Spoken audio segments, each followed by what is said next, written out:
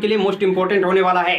तो वीडियो में शुरू से लास्ट तक जरूर बने रहें और अगर अभी तक इस चैनल को सब्सक्राइब नहीं किए हैं तो जल्दी से सब्सक्राइब जरूर कीजिएगा। तो चलिए क्लास स्टार्ट करते हैं। पहला क्वेश्चन आप लोगों को दिख रहा होगा कि यहाँ पे दिया हुआ है कि समीकरण 3x² - 2x + 1/3 = 0 का विविक्तर ज्ञात करें तथा मूलों की प्रकृति बताएं।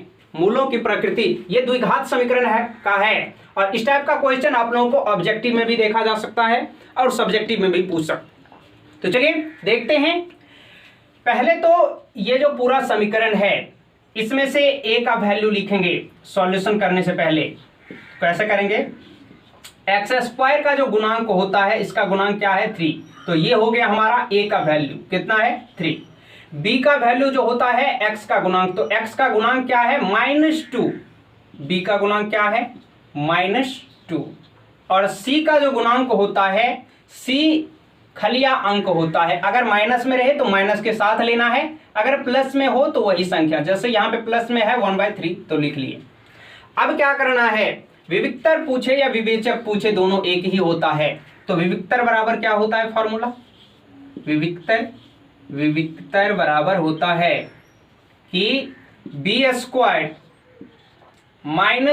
4a और c। तो b कितना है? -2 है तो -2 का क्या करेंगे? होल स्क्वायर -4 गुने a कितना है? 3 है और गुना करके c कितना है? 1/3 है। इसको अगर कैंसिल करते हैं 3 से 3 तो क्या बचेगा? यहाँ पे आएगा -2 का अगर स्क्वायर करें तो क्या हो जाएगा? यहाँ पे -2 गुना -2 क्या हो जाएगा? माइनस गुना माइनस प्लस होता है और 2 दूनी कितना होता है? 4। तो प्लस में कितना आया? 4 और माइनस ये तो कट गया है तो 4 को और 1 को गुना करेंगे कितना? 4। और यहाँ पे आ गया विविक्तर कितना? 0। 4 में से 4 गया 0। और विविक्तर को हम लोग d से सूचित करते हैं इसलिए हम लोग यहाँ पे लिखेंगे d बराबर कितना है? 0। ठीक है। अब इसका क्या रहा है? विविक्तर तो ज्ञात कर दिए तथा मूलों की प्रकृति बताएं। तो मूलों की प्रकृति जो होता है इसी से हम लोगों को पता चलता है कि d का वैल्यू जितना आया है उसी के अनुसार। अब d का वैल्यू क्या आया है? 0। तो मूलों की प्रकृति जो होगा तो हम लोग लिखेंगे मूलों की प्रकृति। मूलों की प्रकृति ये क्या हो जाएगा? मूलों की प्रकृति जो होगा पहला तो होगा कि मूल वास्तविक हैं। मूल वास्तविक हैं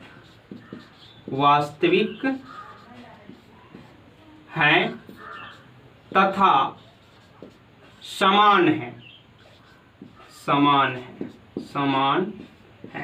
ये कैसे पता किए?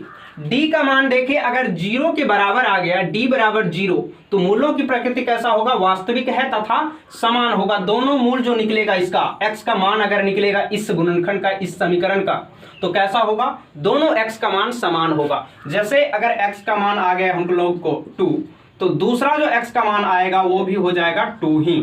दोनों समान होगा। इसी को कहते हैं मूलों की प्रकृति याद करना। तो एक चीज और बता देते हैं। अब 2 और कंडीशन होता है मूलों की प्रकृति में। ये क्वेश्चन तो तैयार हो गया बन करके। अब थोड़ा सा समझ लेते हैं विविक्तर और विवेचक को। अब देखिए क्या होता है कि यहाँ पे अगर दे दे 2 कंडीशन और होता है। क्या होता है अभी समझेंगे बिल्कुल आसानी भाषा में। और अगर अभी तक इस चैनल को सब्सक्राइब नहीं किए हैं तो जल्दी से सब्सक्राइब जरूर कीजिए और अपने दोस्तों में शेयर भी जरूर कीजिएगा। अब देखिए दूसरा कंडीशन क्या होता है? अगर d का मान अर्थात विवेचक या विविक्तर का मान अगर बड़ा होगा 0 से, अर्थात बड़ा का मतलब क्या हुआ? d का मान अगर कभी आ सकता है कि 1 आ गया, कभी हो सकता है कि 2 भी आ सकता है, कभी हो सकता है 4 आ गया, कभी हो सकता है 25 आ गया। ये सब प्लस में है। अगर d का मान प्लस में आए अंक में, ठीक है, तो ये क्या हो जाएगा? इस कंडीशन को फॉलो करता है। d बड़ा है, जिधर मुंह खुला हुआ है वो बड़ा है। d बड़ा है 0 से, तो 0 से ये सब संख्या बड़ा है। तो ये अगर आता है तो मूल कैसा होगा? इसका अगर प्रकृति बताएं, प्रकृति अगर पूछ दे, ये दूसरा कंडीशन। पहला कंडीशन सवाल के अनुसार अब दूसरा कंडीशन में ये क्या होता है, अगर इस कंडीशन में आए, ऐसा मान आ जाए, तो इसको क्या कहते हैं कि मूल वास्तविक होगा, वास्तविक, लेकिन कैसा होगा, मूल वास्तविक तो होगा लेकिन कैसा होगा, असमान होगा, असमान होगा, असमान होगा। ठीक है।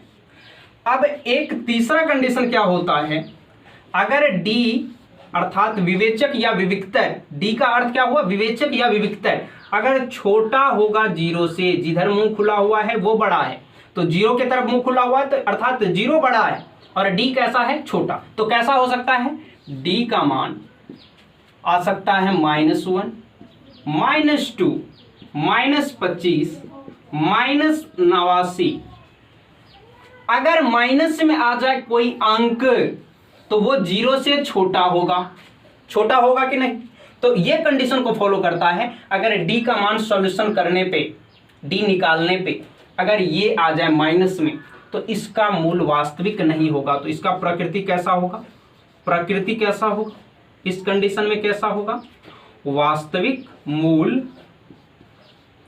वास्तविक नहीं होगा, वास्तविक नहीं होगा, वास्तविक नहीं होगा। इसका कंडीशन में इसमें x का मान नहीं निकलेगा, इसमें अगर निकलेगा तो असमान होगा, अर्थात x बराबर अगर 2 आया तो दूसरा x बराबर क्या हो जाएगा, 3 आ सकता है, 5 आ सकता है, लेकिन दोनों x का मान समान नहीं होगा। पहले कंडीशन में दोनों x का मान समान हो रहा था, मूल वास्तविक था लेकिन समान था, और दूसरा कंडीशन में मूल वास्तविक है लेकिन असमान आ रहा है। तीसरा कंडीशन में अगर माइनस में आता है डी का मान तो मूल वास्तविक होगा ही नहीं, उसका मूल निकलेगा ही नहीं, एक्स का मान नहीं आएगा, और बस इसका यहीं तक सॉल्यूशन होगा।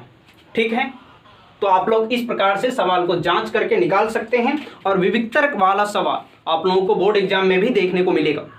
हो सकता है ऑब्जेक्टिव में पूछे तो 1 मार्क, सब्जेक्टिव में पूछे तो 2 मार्क का क्वेश्चन जरूर बने।